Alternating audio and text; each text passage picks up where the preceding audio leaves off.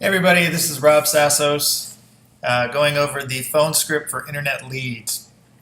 Before we get started on it, a very important part of the following up with internet leads, it's actually the most critical part, is make the call within 15 minutes of receiving the lead. This is critical with the internet leads. Even if it's just to say, I want to personally thank you for using our website, when is a good day and time to discuss what you're looking for in more detail? So even if when you get the lead, if you don't call the internet lead within 15 minutes, that lead's done. They're moved on. They've contacted somebody else. 15 minutes or less to get in touch with them. So if you're in an area that you can't actually have a conversation with them, at least just touch base with them. So if you're at a restaurant or you're in the theme parks or whatever, just take a 30-second call, contact them, and say, hey, I just wanted to touch base with you. So you had a name and a voice. I appreciate you for using our website. I'd like to discuss further some of the information that you were looking into. I might have some good options for you. When's a good day and time to discuss this in more detail? And make sure that you do that. And you will impress them that you followed up so quickly.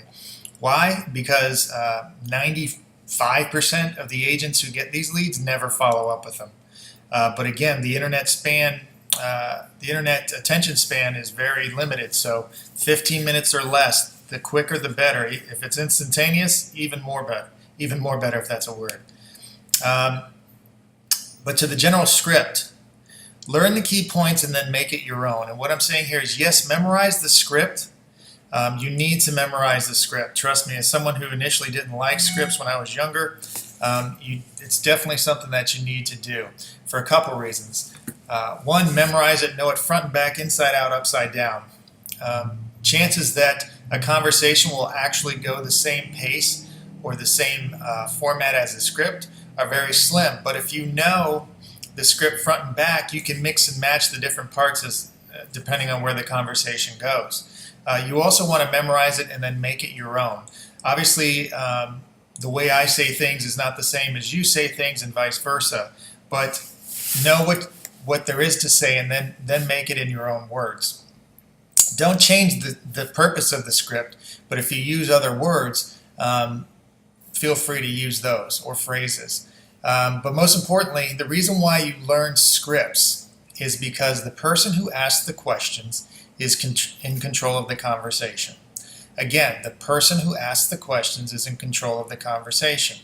The only way to ask questions is if you're actually listening to the person you're speaking with. If you don't have a set dialogue or a set pattern that you're going to go, or a set purpose, and know what you're going to say, then half the time that the other person's talking, you're worried about what you're going to say next and you're not listening. Or you're listening at a very minimal pace. So you want to know what you're going to say before you're going to say it. That way you can actually listen to the person you're speaking to. So the general script here. Hello, may I speak to, let's say, Steve. Hi, Steve. My name is Rob Sassos. I'm with Simplicity, a real estate brokerage company. I saw that you signed up to use our site, and I wanted to thank you for doing so. Did you find the site helpful? Was it easy to use? The answer for this, in the most part, is irrelevant. Not that it's not important, but it's really just a diffusing question in case they're waiting for some big sales pitch impact. If they say, no, I didn't find it easy to use, just simply say, I'm sorry to hear that. We're working some bugs out, and we should have those fixed shortly. If they're happy to use it, they like using it, they love using it, great, that's so good to hear. But then move on. Don't delve into why they didn't like it. Continue with, I saw you were looking at, in this case we'll say the Windermere area. Do you live in this area or are you currently looking to possibly move there? Now you can pull the information when you get the lead. If you have access to your lead dashboard, you can see exactly what properties they were looking at. So if you want to be specific about a certain property or a community, or just be general as in the area, that is entirely up to you. But we'll say, I saw you were looking at Windermere. Do you live in this area currently, or you looking to possibly move there? If they live there, great. Do you currently own or rent? How long have you lived there? Are you looking to upsize or downsize? What do you like about the community? Just know those questions and ask those questions. This is important. Do they currently own or rent? How long have they lived there? Are you looking to upsize or downsize? Are they empty nesters, or are they planning to have a baby?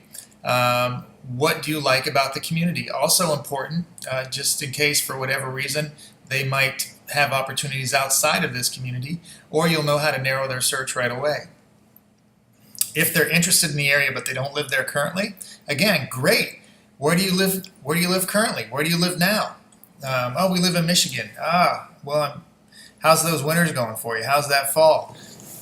Yeah, it's 85 degrees down here. Make it conversational. Again, that's why you're memorizing these, because you will be able to make it more conversational once you know what you're going to say. Do you own or rent? What interested you in the home that you were looking at, or the homes that you were looking at? How familiar are you with the area? We come down every other month. We've never been down. We come down once a year. You'll get a better idea of just how familiar they are with the area. It could be that they're just like that type of community and they're not set in their ways in that area, or it could be just an area that they absolutely love and that's where they want to be. All those things are going to help you to break down your search for them and make a more effective relationship. What home features are most important to you? Even if you already know, ask the question, because again, the person who asks the questions is control of the conversation. And never assume. Your number one killer is if you assume. Even if you know, ask the question. Okay? So what home features are most important to you? Is there a certain number of bedrooms, a certain number of baths? Or is a pool important? No, it's not that important. Okay. Does it matter if the property's fenced in? Yeah, we have a large dog. We like to keep him in. Okay, great. 1 story or 2 stories? Well, we don't like climbing stairs, or we'd like to have the children on the 2nd floor and us on the 1st floor. Not a problem. Is there a particular year, a particular age of the property you don't want to go any older than? Built 2000 or sooner, or is 1980s build okay? Find that information out too. Then ideally, what time frame are you looking to move? And again, you're narrowing them down and getting them into a commitment to working with you, and also narrowing them down in terms of their search and time frame. This one's important. Ideally, what time frame are you looking to move, because you'll also get a better understanding of how serious they are with their search. If it's a short time frame being 90 days or less, again, emphasize the short part of it. Oh, wow, are you able to view properties quickly? Meaning that you want to understand when they're going to be able to go look at properties. Like I say here, the reason I ask is because most desired properties move fast, and I don't want us to miss out on any opportunities. I will put a search together based on what you said you're looking for. What day and time is better than others for us to meet? We can go over the property report and discuss your strategy and put a name with a face. You want to get in front of them. If you have your options, you want to speak with them on the phone versus sending an email or a text. You want to meet them face to face instead of meeting them on the phone all the time. Okay? The more personal contact you make, the better. Email is a very passive way to make contact with somebody, and text is a passive way as well. You want to, whenever you can, speak to them on the phone or meet them in person. Again, meeting them in person and stressing the sense of urgency, because properties move fast. I don't want us to miss out on anything. You'll get a quick understanding of how serious they truly are in this, because if they're truly serious and moving this quickly, they'll have no problem meeting with you. If they hem and haw a bit, again, try to get them to meet. I'll put the property report together for you, but again, based on your time frame, we really need to move on this. If it's a medium or long time frame, 3 months or more, Steve, I'll put a property search together for you based on the criteria we just discussed for you to review. We can then fine tune your search if needed. Add more properties, less properties, bigger geographic area, less geographic area, whatever we decide we need to do to optimize the search for you. If you don't mind, I'll touch base with you from time to time, see how things are going. Does that sound good to you? Okay, always get that buy-in from them. Again, you also need to determine your 90 days or less is your money line, Your 3 to 6 months is your strong cultivation. 6 months or more is your mild cultivation, meaning that we'll put them in the drip campaigns and things like that. But 3 months plus, you really want to stick with this type of statement. You'll put the search together for them, and you'll touch base with them from time to time. Okay, once you've determined this, are you paying cash or are you financing? This is also a critical question. If it's cash, well, that makes it easy. Should we find something that fits what you're looking for, and do you want to make an offer on it? We can move really quickly. And with cash deals, we can typically close in 30 days or less, as long as all parties agree on the closing time. Again, with cash, just make sure that all we'll need is your proof of funds when we make an offer on the property. If they're financing, have you been pre-approved? Have you been pre-approved? This is critical. If yes, great. Who are you pre-approved with? Make sure it's someone you're familiar with. If it's not someone you're familiar with or it doesn't sound right, just ask them, how important is it to them that they deal with this lender, or would they be open to looking at other lenders? How old is the pre-approval? Pre-approvals are only good for 60 days, sometimes even less. So if it's more than 60 days, they're going to have to get a pre-approval again. If they're more than 90 days out in their search, they're not looking to make any type of move for the next 4 to 6 months or plus, there's no reason to get a pre-approval. You can just put them in the search. But if they are 90 days or less, they have to have that pre-approval. Can you send me a copy of it? Why do you want a copy of it? Well, I just like to put it together with our package, because if there's something that we find and we're ready to move, we'll need to have that pre-approval with the offers we submit. Plus, I also like to know the lender that I'm dealing with as well, since I deal with several lenders and I like to communicate with them too. If they don't want to give it to you, it's not a big deal at this time, but before they get in your car, they need to show you a pre-approval. So make sure that they show you this, okay? No, we don't have a pre-approval. Okay, well, we'll need to get that done prior to looking at properties. And the reason being is so that we know what your purchase power is and your estimated monthly payment.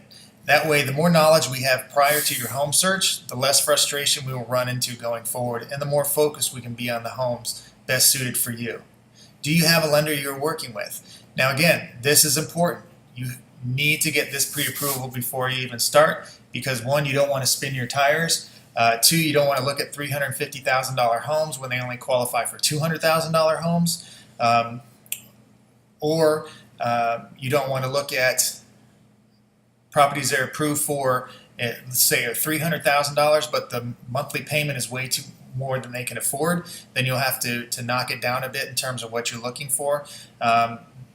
It's putting the cart in front of the horse when you're looking at properties before a pre-approval, and you're wasting your time and the buyer's time as well. Remember, your time is money. Your car and burned gas is money. All of that is money that goes out of your pocket. So keep that in mind and make sure that the pre-approval is a must. Okay? Do you have a lender you are working with? If yes, great. Who? Oh, okay. Wonderful. You have dealt with them. You haven't dealt with them. Whatever you want to say about that. If no, that's fine. I have an amazing lender that we can work with. May I have them contact you to discuss your options and answer any questions you have about financing? They shouldn't have a problem with that, again, if they're serious and it's 90 days or less. And just as soon as you're done with the conversation, get the information to your lender and have them contact them immediately. And it's also very important that your lender contacts them immediately too, so that your buyer knows, again, is impressed by your follow-through, but also understands that this is going to be a streamlined process because everything's moving along and they're not waiting for anyone to contact them over a long period of time. Once you're done with this, just confirm their contact information, their preferred method of communication. Reaffirm that it is okay to contact them if you have important information pertaining to their search. So Steve, I just wanted to confirm that you're at, your phone number is 407-555-1212, and you're at 1313 Mockingbird Lane. Is that correct? Great. How do you prefer to be communicated with? Is phone calls okay? Do you prefer text? Do you prefer email? What's the best way to get in touch with you? Okay. Should anything arise before our next meeting, is it okay that I contact you? I don't know whether I have a property that has popped up that I think won't last very long, or my lender might have some information that he wants to share, and I need to contact you for whatever reason. Is it okay that I contact you? Yes, no. Okay, great. Thank them and give them your contact information and tell them you look forward to working with them. Okay, so if you've created set an appointment during this time, reaffirm the appointment too. So Steve, you're at 555-1212, 1313 Mockingbird Lane. Great. Your preferred communication is text, not a problem, and it's okay to contact you. Perfect. Then I will see you next Wednesday at 10 a.m. at the Panera Bread on the corner of 5th and 3rd. Correct? Wonderful. Thank you again so much. It's been a pleasure to contact you. It's a pleasure to speak with you, and I look forward to working with you going forward. But Steve, before I forget, just for us to help better understand where our marketing dollars are most effective, how did you find out about our site? Or, Steve, before I forget, how did you find out about our site? Get that information and write it down, because that's going to help us fine-tune our marketing. So we're putting our marketing dollars to the most effective points to getting qualified leads. Once you're done with the conversation, immediately put your notes in your contact file and send your thank you email confirming what you just discussed. So that is also critical too. So many people forget to do this part right here. Is as soon as you're done, enter the notes. Don't wait till tomorrow. Don't wait for a couple hours, because you will forget things and life occurs, and you'll go on to something else. So immediately put in your notes what you discussed, what your follow-ups were. Send your thank you email to the client confirming what you just discussed and when your next appointment is. Okay, so that is the internet leads. It's in terms of being efficient when you're on the phone. Okay, following up immediately, asking the right questions, and then when finished, putting the information in your notes, putting it in your tickle file, and following up with a thank you email. I hope you found this part helpful, and there'll be plenty more tutorials, but this one is finished for the phone script internet leads.